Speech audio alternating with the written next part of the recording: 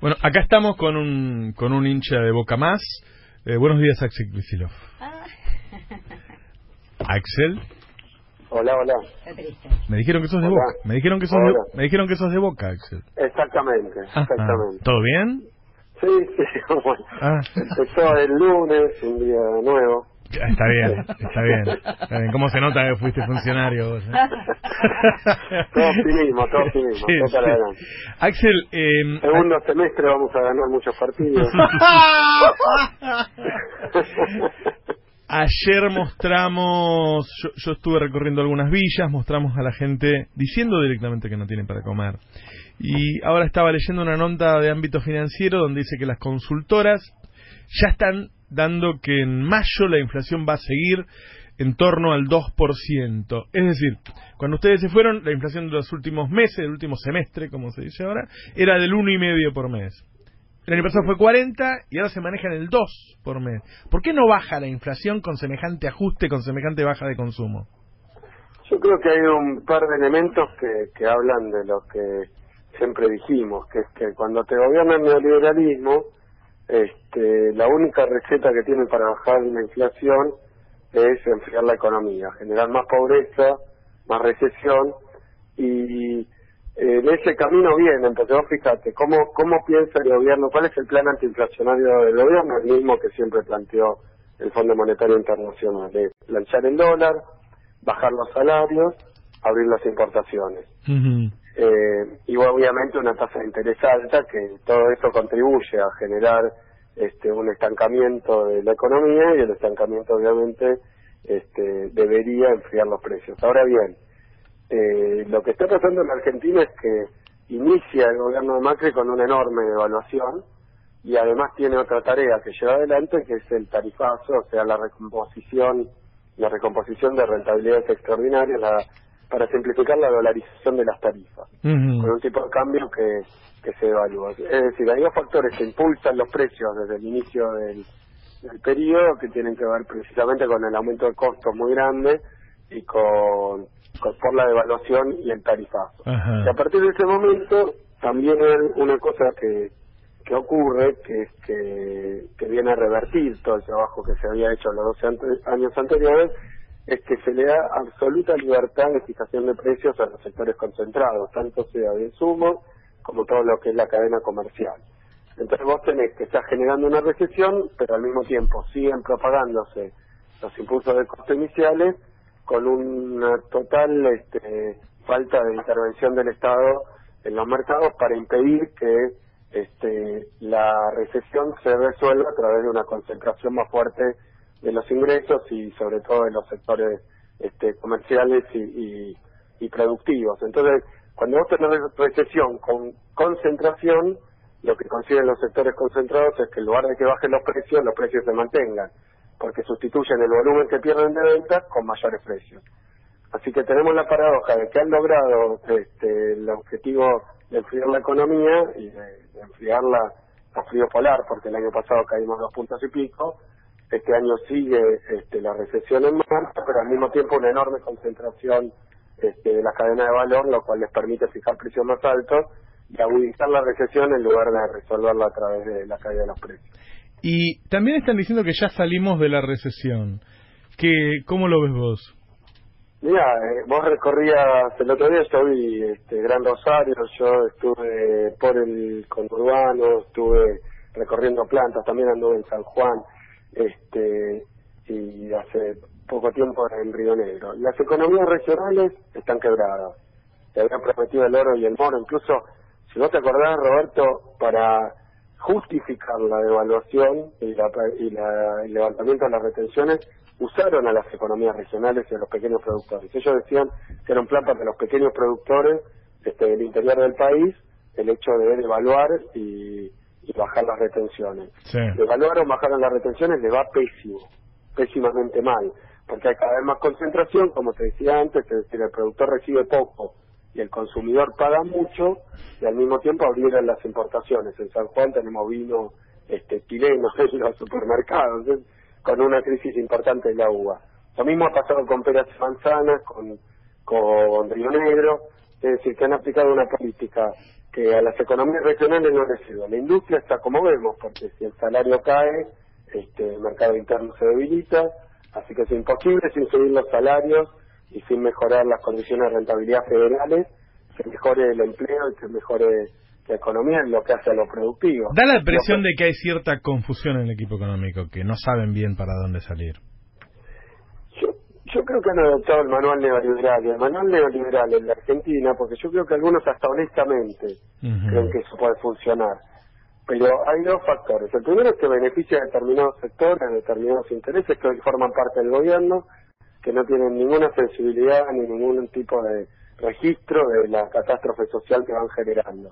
Pero en segundo lugar, que el neoliberalismo en la Argentina lo único que puede generar es que los sectores exportadores muy concentrados y por otro lado el sector financiero se beneficien, pero para todos los demás es hambre.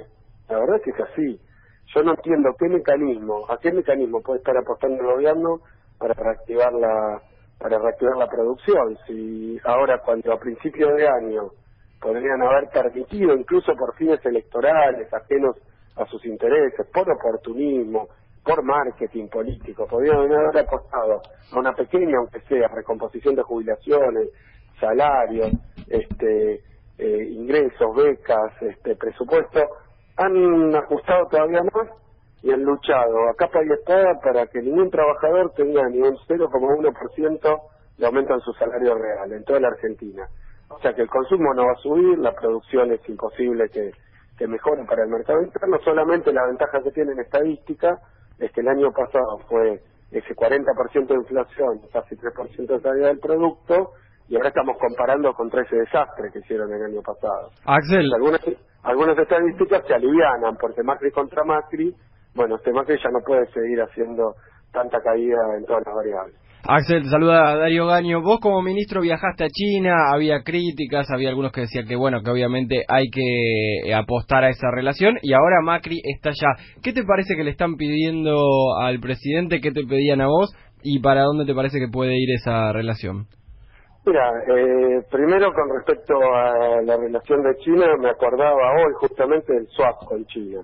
Ustedes se acordarán que en un momento donde Estados Unidos y las finanzas de Wall Street estaban trabajando todas para cobrar lo de los buitres, había un problema para colocaciones en los mercados convencionales, fuimos a China y conseguimos, después de que nos dijeran que era imposible, qué sé yo, un swap que reforzó las reservas. Sí. Los que forman hoy parte del gobierno de Macri, que era nuestra oposición, mintieron, como han hecho con todo, diciendo que ese swap de China era verso, que eran yuanes, que no eran dólares.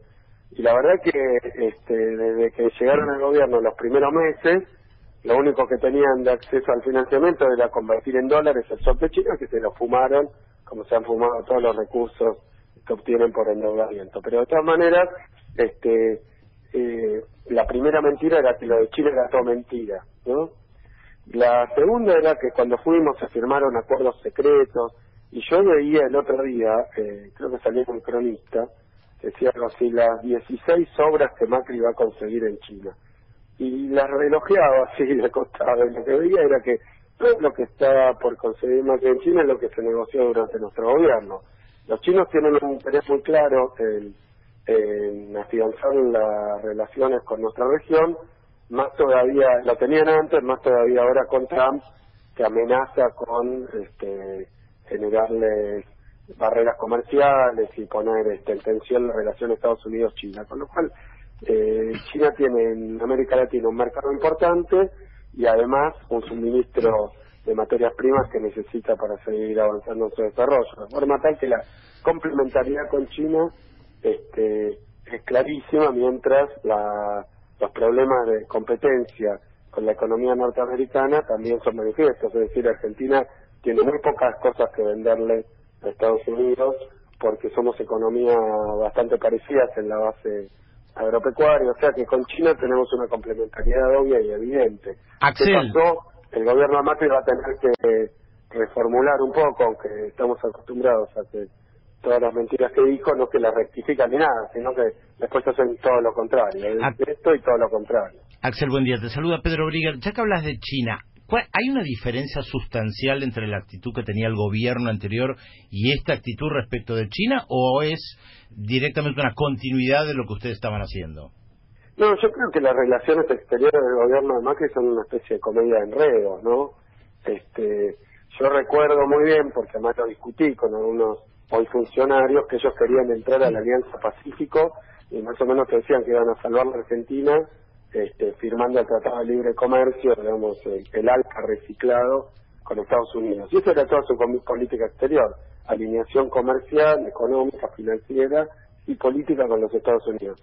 ¿Qué problema tuvieron? Que primero no entendían el mundo, porque la verdad es que Estados Unidos estaba en una carrera proteccionista hace bastante tiempo, ¿no? Con todo el tema de los limones, que van, que vienen, pero la carne también. Es decir, el proteccionismo norteamericano no es un invento de Trump, sino que existe hace mucho tiempo. Ahora amenazan con ampliarlo a lo industrial. Pero en pocas palabras fueron a firmar el acuerdo con Estados Unidos, ganó Trump, y Trump dijo ese acuerdo no existe más, con lo cual todos los libros, lo que habían escrito, lo que habían planeado no existe más. Ante esta situación, Macri, que también venía a dinamitar el Mercosur, hace algunos esfuerzos por sostener el Mercosur, muy mal encaminado, por supuesto, pues lo hace con un gobierno ilegítimo como el de Temer.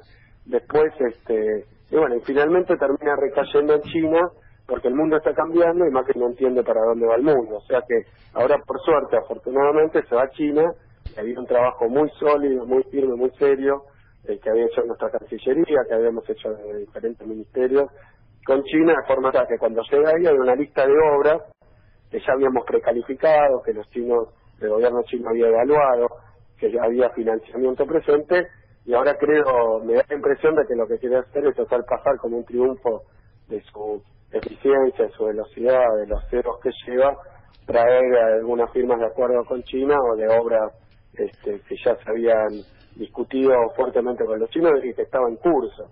Yo me acuerdo que cuando asumió Macri, parecía querer cortar las relaciones con China, pero bueno, evidentemente lo que está reconociendo ahora es que el camino que había adoptado nuestro gobierno hacia el multilateralismo, hacia afianzar las relaciones comerciales con aquellos países que tienen reciprocidad, me parece que es una vía correcta. Vamos a ver qué trae, vamos a ver en qué condiciones, porque estaba recordando ahora que algunas grandes obras como el Belgrano, como el soterramiento del Sarmiento, que estaba IEXO, de Brecht, etcétera, Macri, en lugar de seguir en el camino de buscar buenas condiciones, hizo esas cosas que suele hacer con los buitres, por ejemplo, que buscan las peores condiciones para la Argentina. En el caso del soterramiento, creo que tremendamente ilegales, ¿no? Porque una obra que viene con financiamiento la termina financiando el propio Estado argentino. Así es, así es.